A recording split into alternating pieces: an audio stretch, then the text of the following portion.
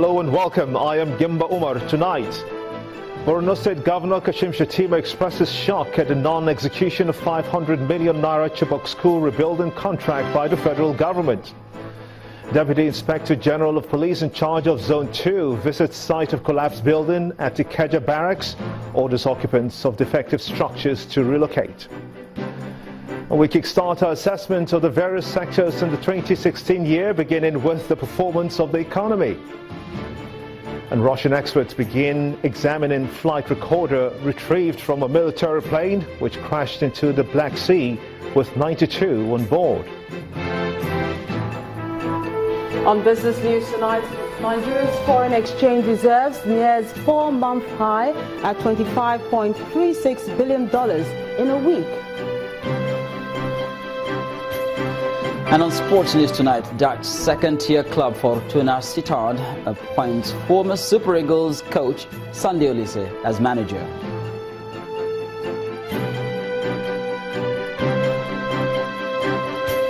Hello from Abuja, I'm Ibrahim Adra. Federal government removes 50,000 ghost workers from payroll, saves 200 billion naira in 2016.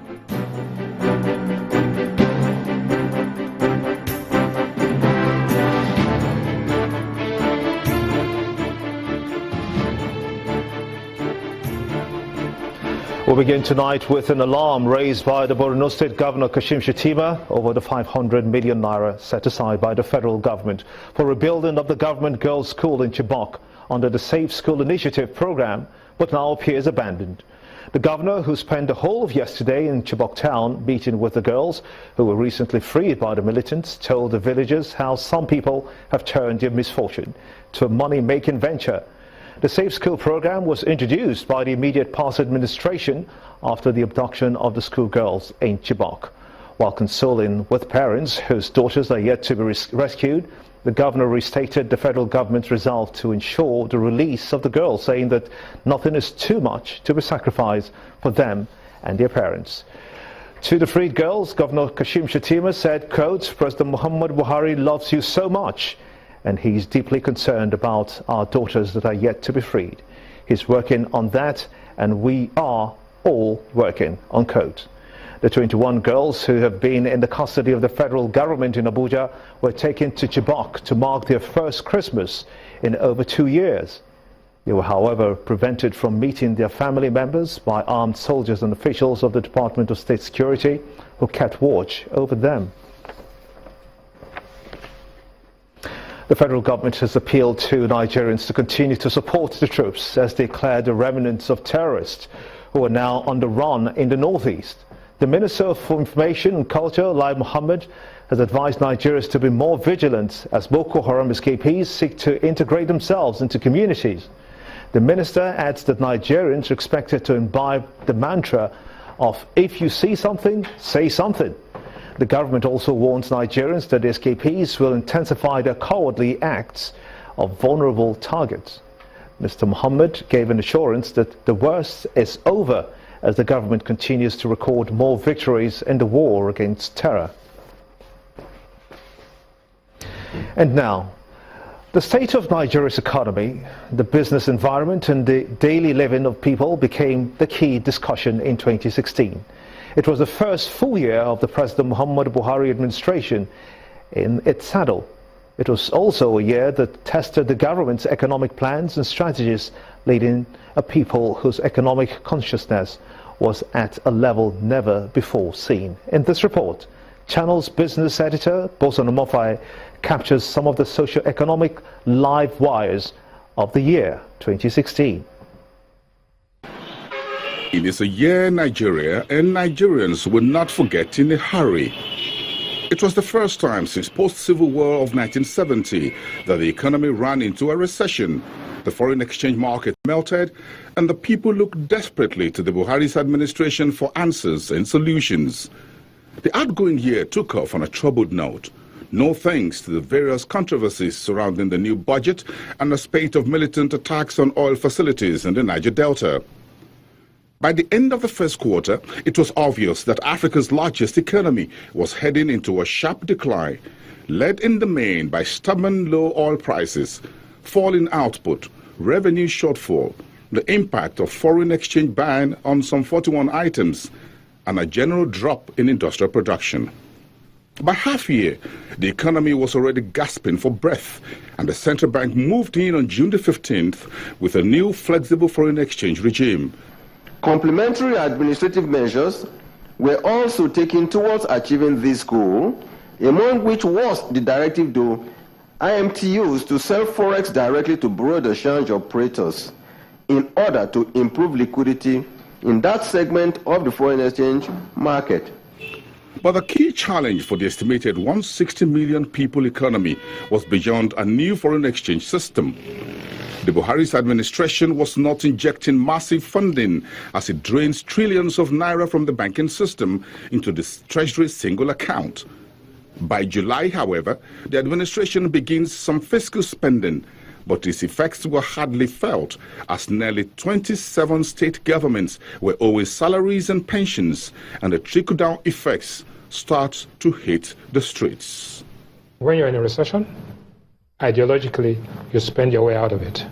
And you spend impactfully, and you spend in such a way that it creates inclusive growth. That means employment. So a recession is defined as contraction in economic activity coupled with high unemployment, weakness in the financial system, and a reduction in confidence. Grappling with the state of economy now in recession, the Buhari's administration turns to international community for help. We're going to provide support for $1 billion. That's general budget support. But there are issues around that in terms of policy reforms that the government has committed itself to, which also are part of that, discussion that we have had. But in addition to that, between 2016 and 2017, we're going to invest in total in different sectors, right? A total of 4.1 billion US dollars in the Nigerian economy. Now the government securities market, where local investors were smiling with the record yields the government was paying, analysts were concerned about the sustainability of domestic investors' confidence. The assumption that the government could approach the capital market, that is currently being put to test. The reason is because the monetary policy hand has been tightening and the liquidity mop-ups have been putting rates at very unsustainably high level, at the money market end. But while Nigerians will remember the outgoing year for a number of negative reasons, the year 2016 and President Muhammad Buhari will be remembered for doing away with harrowing queues at the petrol stations, the staunch support of the National Assembly against increase in electricity rates, and the crushing of the wild ride of the deadly Boko Haram insurgency in the northeast. Bosin Omofaye for Channels Business News. The Standards Organization of Nigeria has affirmed its resolve to arrest and prosecute those involved in the manufacturing of adulterated items in the country. The Director of Operations at the S.O.N, Mr. Felix Nyado, said this while on a raid of a factory in Onitsha area in Anambra State. He asked Nigerians to report suspicious activities around factories in their communities to appropriate authorities. Residents of this neighborhood in Anambra State may never have guessed who will be paying them a visit today, and this building in particular. It's a team from the Standard Organization of Nigeria, or S.O.N, on a crusade to clamp down on the production of substandard goods. Making their way into the premises, the officials find that their information is spot on. The litter of plastic bottles, chairs, and other items are materials the factory transforms into toothbrushes, shaving sticks, toothpaste. Ordinarily, the officials of S.O.N would not frown at it if the practice was up to the required standard. If you take as a sample of this, you cannot be manufacturing a substandard product and you are stocking it in the brand names of other people, and you say you are being told by the National Assembly for S.O.N to restrict status quo. That is not done anywhere in the world. The unexpected arrival of the agency causes pandemonium as some workers scamper out of the building, some hiding as far as the roof. The staff, mostly females, file out looking disturbed. Only this Asian expatriate seems to be enjoying the show. Come, let's move up. The officials demand for a demonstration on how the products are packaged. good machine, good light, good lights. Whilst all this is going on, the search for the managing director is eventually successful. Defends for himself. The National Assembly ordered them that they should not for any reason come to the factory or disturb the factory or arrest any of the worker, or failing to do so, that they are going to enter into their trouble. The eventuality is that the factory will be sealed and the workers sent home. But for the major stakeholders, the plight appears to have just begun. As the Standards Organization says, it is set to make them an example that others must learn from. The Edo State 2017 budget estimate is 29% higher than that of 2016, yet the Edo State Internal Revenue Service has given 50% tax cuts to taxpayers and still complains of low revenue from the federal allocation. In this report, our correspondent examines how realistic this year's budget is and how the government intends to fund it while fulfilling its promises to the people. Governor Godwin Obaseki on Monday, December 19th, 2016, presented a budget estimate of 150 billion naira to the State House of Assembly, promising a new lease of life for Edo people by the end of 2017. The budget estimate is 29% higher than that of 2016, with government projecting to increase IGR from 1.5 billion naira to 2.5 billion naira. So-called consultants or contractors have privatized the issue of revenue collections under the various MDAs, and this revenue do not get to the treasury. So as a first step, we believe if we introduce the treasury single account and we implement it faithfully, with that alone, we can close up the this into about 2 point something, if not 2.5 billion. According to the state government, it's planned for the promised 200,000 jobs through agriculture and private investors has already begun and will be closely monitored. Large-scale commercial agricultural investors applied for C of O. They were granted. Just this week, Governor Obaseki had meetings with these investors to commit to a cultivation plan for next year.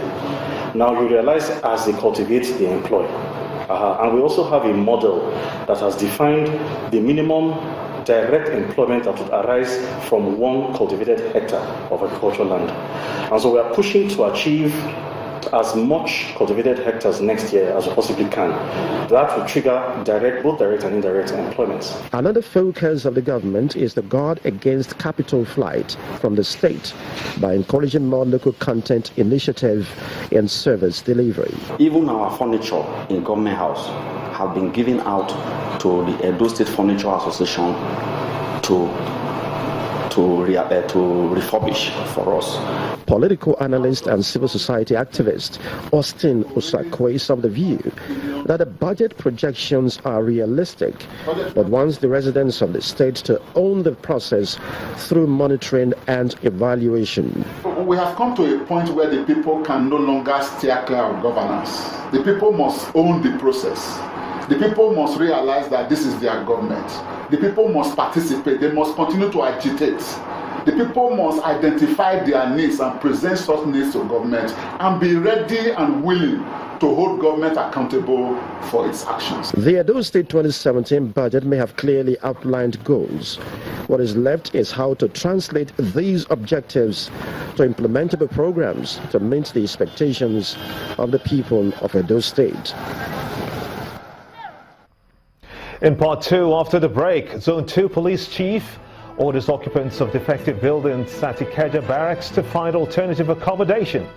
Stay with us.